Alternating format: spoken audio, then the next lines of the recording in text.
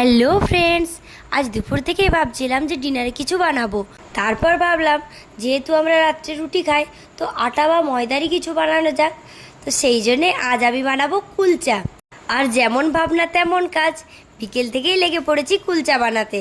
আর আমার কোনো কিছু খেতে ইচ্ছে গেলে আমি কিন্তু বেশিরভাগ জিনিসটা বাড়িতেই বানিয়ে খাই, তবে যে দোকানের জিনিস খাই না এমনটাও কিন্তু না। তো যাই হোক, আর কুলচাটা কিভাবে বানাচ্ছি তারও একটা ভিডিও তোমাদের সাথে শেয়ার করব। এটা যেহেতু একটা মিনি ব্লগ, তো এখানে তো সবটাই শেয়ার করা যাচ্ছে না। তো দেখো, তোমাদের সাথে গল্প করতে করতে আমার কুলচা কিন্তু বানানো হয়ে গেছে। তো কুলচা তো বানানো হলো, কিন্তু কুলচাটা আমরা খাবো কি দিয়ে? কিছু তো একটা বানাতে হবে। বাড়িতে চিকেনও নেই, তাহলে কি করা যায়? ভাবতে ভাবতে মনে হলো যে বাড়িতে তো সয়াবিন আছে, আর এই সয়াবিনকে আমরা ছোটোবেলায় কিন্তু মাংসই বলতাম। তো যাই হোক, সয়াবিনটা দিয়েই বানিয়ে ফেলি সয়া চিলি। আর দেখতে কিন্তু একদম চিলি চিকেনের মতো